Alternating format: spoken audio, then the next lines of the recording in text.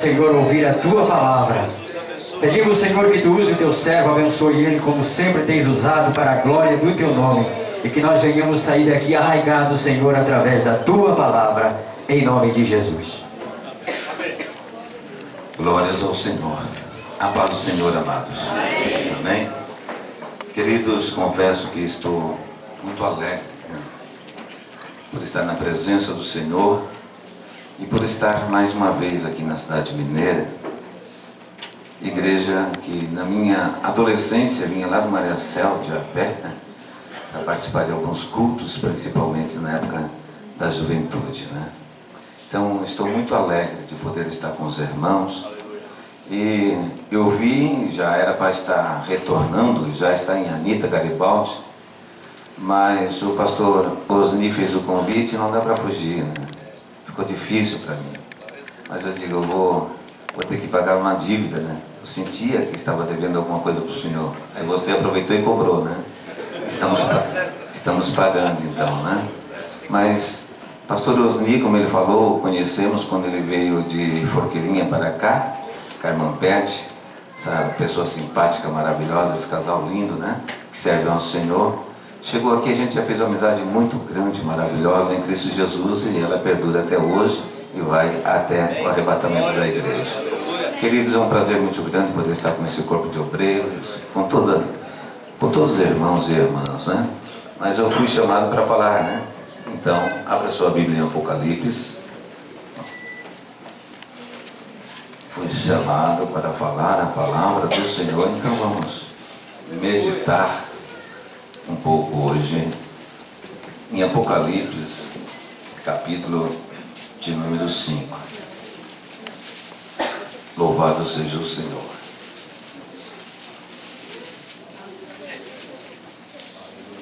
Apocalipse, capítulo de número 5. Nós vamos falar sobre a função de Deus nas Escrituras, a função de Jesus Cristo e a função da igreja. Amém? Então não fique nervoso, deixe que o Espírito Santo sabe aquecer o teu coração. Aleluia. Ele sabe alegrar a tua vida. Glória a Deus. Aleluia. Nós não sabemos nada, Ele simplesmente nos faz sentir Glória a o que Deus. devemos falar, o que devemos pregar, onde devemos ler, porque é Ele que sabe o que está passando no teu coração, no meu coração. E Ele sabe exatamente como chegar lá e te abençoar. Amém? Apocalipse, capítulo de número 5, a partir do versículo 1 nos diz: Vi na mão direita daquele que estava sentado no trono um livro, escrito por dentro e por fora, de todo selado com 7 selos. Vi também um anjo forte que proclamava em grande voz: quem é digno de abrir o livro e desatar-lhes os selos? Ora, nem o céu, nem sobre a terra, nem debaixo da terra, ninguém podia abrir o livro, nem mesmo olhar para ele. E eu chorava muito, porque ninguém foi achado digno de abrir o livro, nem mesmo de olhar para ele.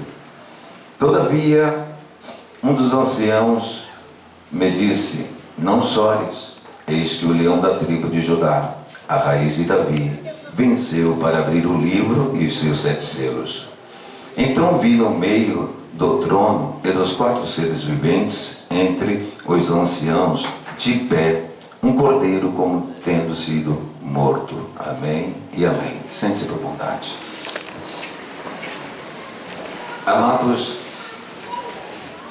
nós vivemos dias em que o homem, ele corre de dia e de noite procurando algo, se debate, vai atrás, vai à procura, e quando acha, o que acha não lhe satisfaz. E às vezes entra dentro do quarto e começa a dizer: o que está acontecendo comigo? Parece que Deus não fala mais comigo. O Senhor não está falando mais comigo. Eu vou à igreja e Deus não fala. Participo das reuniões e Deus não está falando comigo. Ouço os hinos e Deus não fala comigo. Alguma coisa está de errado. A Bíblia diz que Deus tem proclamado a sua palavra desde as altas montanhas aos profundos vales. A questão é: Deus está falando ou não está falando? E a outra questão é: você está ouvindo ou não ouvindo? Então esta é a pergunta. Quem tem parado para ouvir a palavra do Senhor? Porque Ele tem falado constantemente no seio da sua igreja, na sua casa, o dia a dia, as circunstâncias da vida nos mostram que Deus está falando conosco. A questão é, quem tem parado para ouvir o que Deus está falando? João, deixado na ilha de Pátimo para morrer, não esperava jamais o que poderia acontecer com ele. E aí ele tem a visão do grande livro, o livro do Apocalipse. Tem gente que gosta de ver filme de terror. Eu sugeria ler o livro do Apocalipse, certo? Gosta de ler livro de suspense? Então leia Ezequiel, Daniel, venha para o Apocalipse. Você vai ficar um pouco com medo, se gosta do medo. Mas se você gosta de romance, então leia Cantares de Salomão. Tá bom, queridos? Mas vejamos só, João, ele já começa revelando, mostrando quem é o Senhor nas Escrituras, quem é Deus nas Escrituras. E ele começa aqui no capítulo 5 dizendo: vi na mão direita daquele que está sentado no alto trono, no sublime trono em algumas traduções, e ele tem na sua mão um livro escrito por dentro e por fora. Deus, a função dele é reinar. Ele deve reinar sobre a minha, sobre a tua vida. Nós estamos falando de Deus, o Criador dos céus e da terra, o Criador de todas as matas, florestas, Criador dos oceanos, aquele Deus todo-poderoso que criou todas as galáxias, o sol, as estrelas, a lua, enfim, aquele que faz o entardecer lindo e maravilhoso. É esse Deus que nós estamos falando. E Ele fala comigo e fala com você, especialmente. E Ele está sentado no alto e sublime trono. E na sua mão direita Ele tem um livro escrito por dentro e por fora. No judaísmo, o livro escrito por dentro e por fora fala de história, da história completa. Deus tem a minha história, a minha macro e micro história escrito e segura na mão dele, na mão direita do Todo-Poderoso, daquele que está sentado no alto e sublime trono. Ele tem a história da tua vida. Bem antes do teu bisavô, tataravô nascer, bem antes de todas as coisas nascer, antes da fundação do mundo, Ele já tinha a tua história nas mãos dele. Então você não está vivendo ao léu. Você tem uma história, e essa história está escrita no livro, e ele está seguro nas mãos, ou na mão direita do Todo-Poderoso, aquele que pode todas as coisas, aquele que pode fazer parar o horário do relógio, aquele que pode parar o sol, a lua, aquele que pode parar a terra, aquele que tem todo o domínio, e ele está sentado no alto e sublime trono. Ele é Deus, Ele é Senhor, Ele pode todas as coisas. Aí João diz: esse livro está escrito por dentro e por fora, história completa.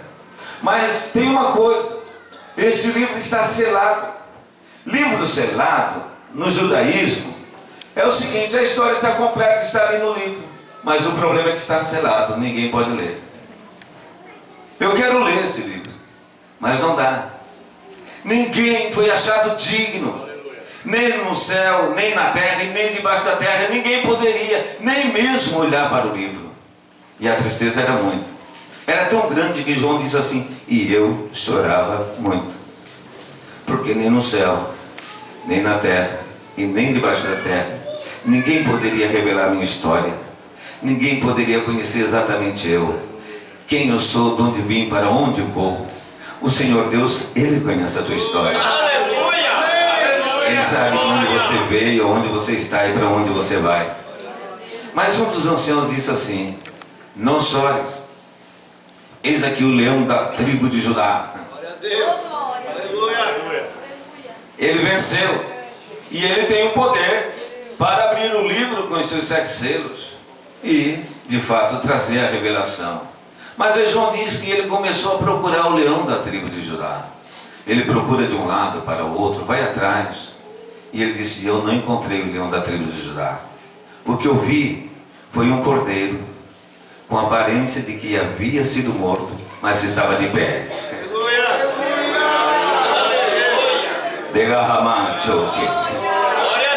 O cordeiro está de pé. Tinha aparência de que estava morto, mas estava de pé. Aquele que pode abrir um livro, de olhar para ele, de olhar a minha e a tua história, aquele que tem todo o direito sobre a minha e a tua vida, ele estava de pé.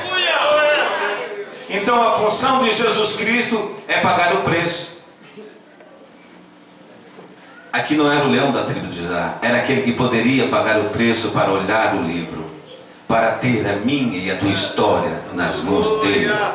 Você mãe, você pai, você jovem, adolescente, a sua história, a sua projeção de vida está ali. Você poderá alterar através da oração, dizendo: Senhor, por favor, me ajude.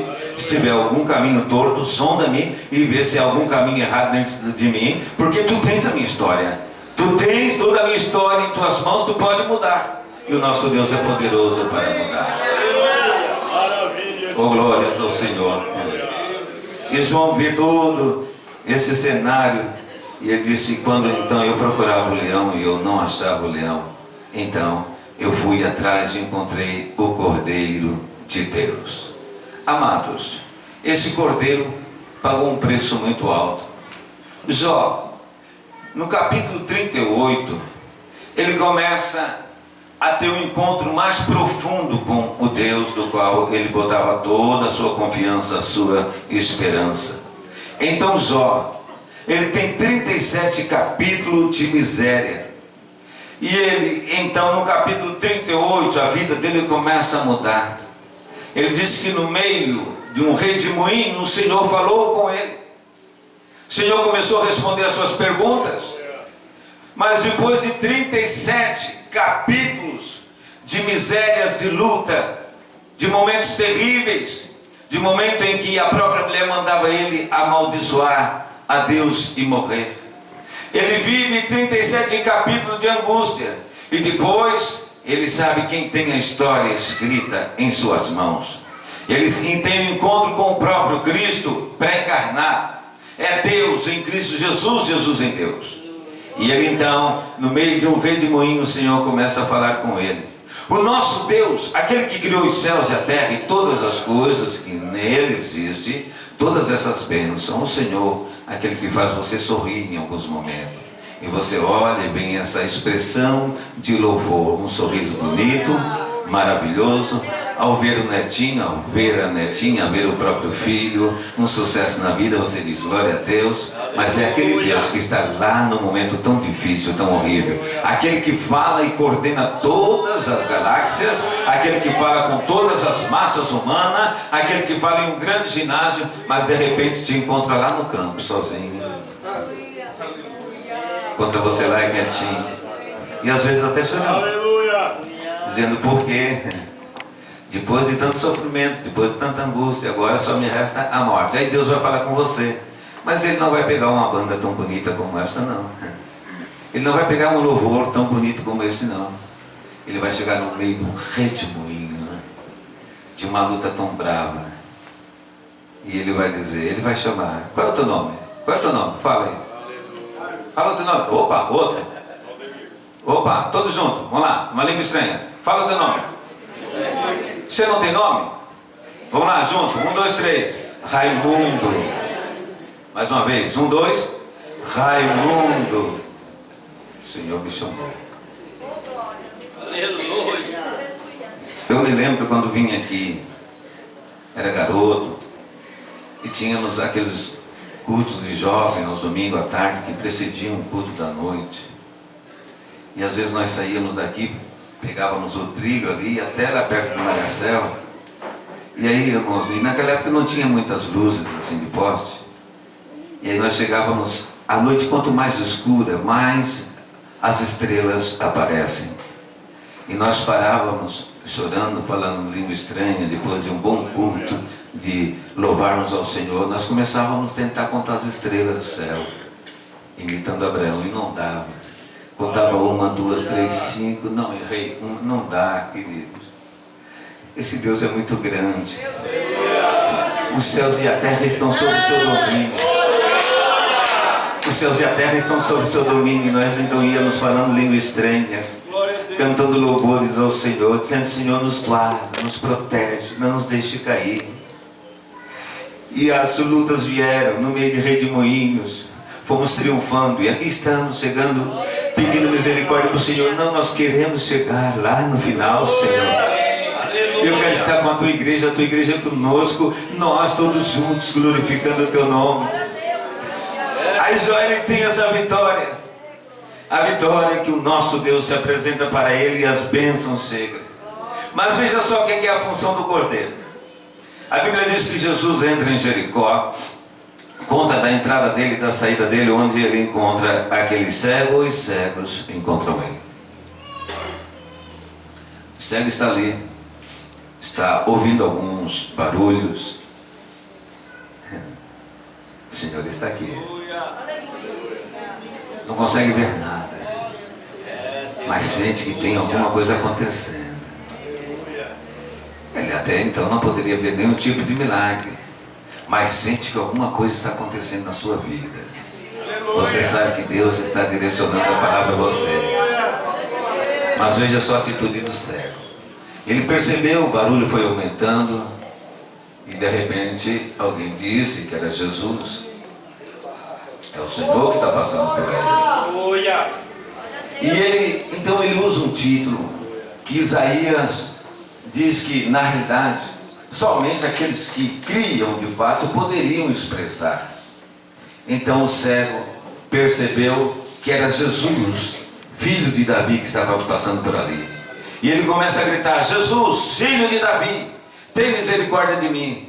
Mas ninguém poderia chamar uma outra pessoa de filho de Davi. Era como se fosse uma blasfêmia. Não poderia se chamar, porque esse título, já segundo as profecias, todos já sabiam entre os judeus que era dado somente ao Filho de Deus. E se alguém chamasse alguém de filho de Davi, ele poderia estar blasfemando, brincando com o nome de Deus. Isso poderia custar até a vida dele. Mas o cego, ele tem tanta confiança, que aquele que tem toda a sua história segura em suas mãos, ele sai gritando: Jesus, filho de Davi, tem misericórdia de mim. Mas só professa filho de Davi aqueles que criam que Jesus é filho de Davi, é da geração de Davi, aquele que veio curar o leproso, da vista ao cego, aquele que veio levantar o coxo, aquele coxo que os irmãos cantaram aqui, que saiu andando. E ele grita, e Jesus então para: opa, tem alguém aí que conhece a minha genealogia, alguém que está me chamando com a alma, alguém que sabe que eu sou filho de Davi, que eu sou o da profecia, aquele que viria como de fato aquele que legitimamente veio para restaurar. Aí parou, chegou o cego e clamou a ele. Ele disse: pode ir, você não vai precisar mais da capa, não vai precisar pedir mais de esmola, né? Essa credencial tua aí não precisa mais. E ele já largou aquela capa, né? Porque aquela ali, os mendigos, né? Aqueles que não tinham um favor, as autoridades davam uma capa para eles, para que eles pudessem pedir, né? Seria o carinho de que de fato ele era carente e necessitado. Então ele já larga a capa, porque ele passaria a ver, passaria a trabalhar, passaria a receber as bênçãos do Senhor. Ele vai largando, e você pode largar qualquer tipo de capinha aqui, certo? Que um dia foi dado para você. Algum tipo de capinha que alguém um dia disse para você: você vai ser uma bênção no ministério. Tá bom, você já sabe disso, já. Então larga essa capinha e vai buscar Deus, certo? Você foi chamado para ser auxiliar, então imite realmente a Cristo Jesus. Foi chamado para ser um diácono, faça isso. Foi chamado para ser um presbítero, um evangelista, um pastor, faça isso. Você não precisa mais de capinha de ninguém. Você precisa é do teu Senhor, aquele que te chamou e revelou para outra pessoa. Filho de Davi, tem misericórdia de mim. Aleluia. Mas aí depois, com seus discípulos, ele parte para as regiões de Tiro e Sidom. E uma mulher que não era judia tem uma filha possessa, e ela sai gritando. Que nome ela sai gritando? Jesus, filho de Davi. Ela sabia, ali ela poderia segurar ele por um pouquinho de tempo. Tem misericórdia de mim. Eu tenho uma filha que está sofrendo muito, Senhor. filho de Davi, ou Jesus, filho de Davi, tu tens a solução. Uma sírio-fenícia clamava com muita convicção, e muitas vezes eu penso, Senhor, e nós? O que estamos fazendo? Será que estamos chamando o Senhor com tanta convicção assim? O que está acontecendo conosco? E ela gritava, e os discípulos disseram, então, Senhor, não é melhor o Senhor despedir essa mulher? Ela está incomodando, Senhor. Olha, quem busca o Senhor pode incomodar outras pessoas, de menos a Cristo. Você pode deixar o inferno incomodado, você pode deixar alguns irmãos incomodados, você pode deixar alguns invejosos incomodados, de menos a Cristo. Despede ela, Senhor, essa mulher está infernizando a nossa vida aí. E ela é uma sírio-fenícia. Aí Jesus parou, e aquela mulher chegou e começou a narrar a história dela em partes. Aí Jesus disse assim para ela, você não sabe muito bem dessa história, né? Que não convinha ele tirar o pão da mesa dos filhos e lançar aos cachorros. Ali ele pegou um pouco leve, né? Os cachorrinhos.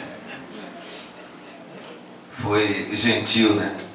Porque os judeus, eles têm o animal, o cachorro, como um animal imundo. E o Senhor chegou a comparar esses animais tão imundos. Hoje em dia, lá em Israel, se vê ainda algumas casas lá com alguns cães, mas para os judeus é animal imundo. Então, o Senhor chegou a dizer assim, fazendo uma comparação do inferno, da geena, como fogo que não se apaga, aquele lixão que fica na divisa entre Gaza e Israel. Aquele lixão que não se apaga, eles jogam tudo quanto é tipo de imundície, os cachorros vivos jogavam lá dentro, os cachorros ficavam em volta daquele lixão, porque sabiam que não tinha jeito, e o Senhor disse, aonde o fogo não se apaga e o bicho não morre.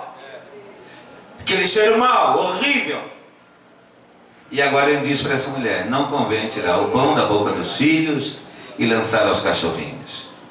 Mas a mulher que clamou, Jesus, filho de Davi, ela tinha tanta convicção, ela sabia tanto da misericórdia de Deus, da bondade do Senhor, e ela disse, Senhor, em outras palavras, eu sei que tu veio pregar para os judeus, eu sei que tu veio trazer a primeira palavra, a porção maior foi para os judeus.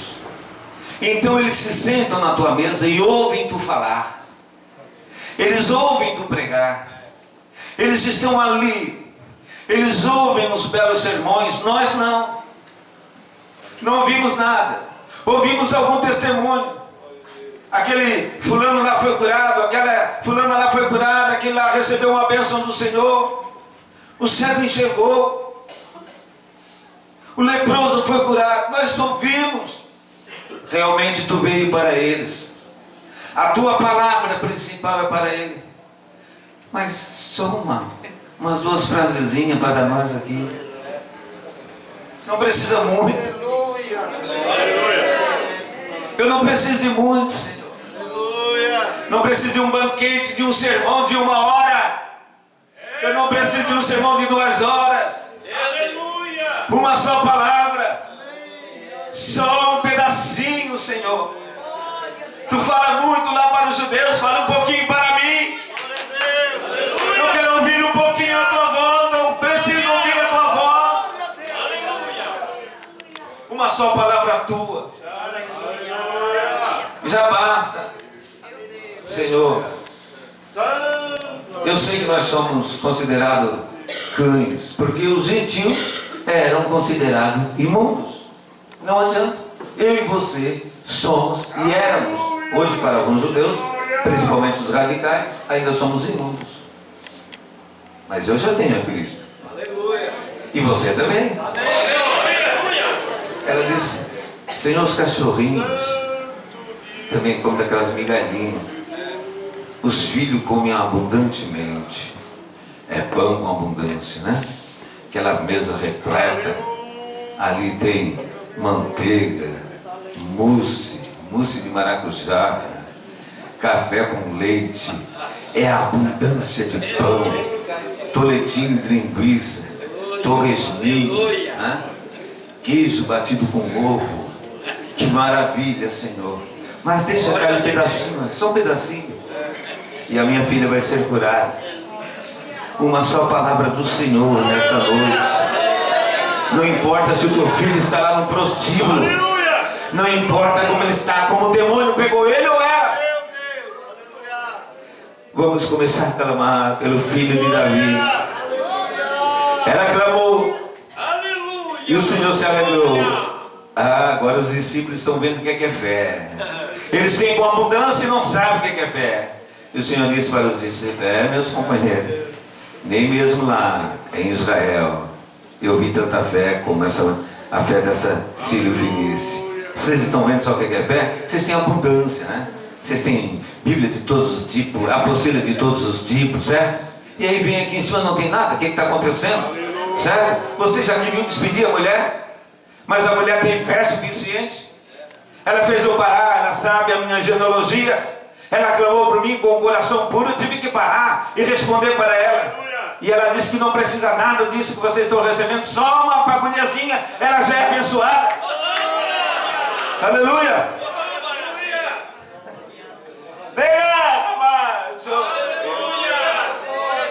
Porque a função do Cordeiro é pagar o preço. E ele pagou o preço pelos judeus, por mim, por você. Ele pagou o preço por uma mulher que vive vulgarmente aí pela rua, pelo homem da noite. Para o Senhor, o preço de uma alma é uma só. É um só, é o preço do sangue.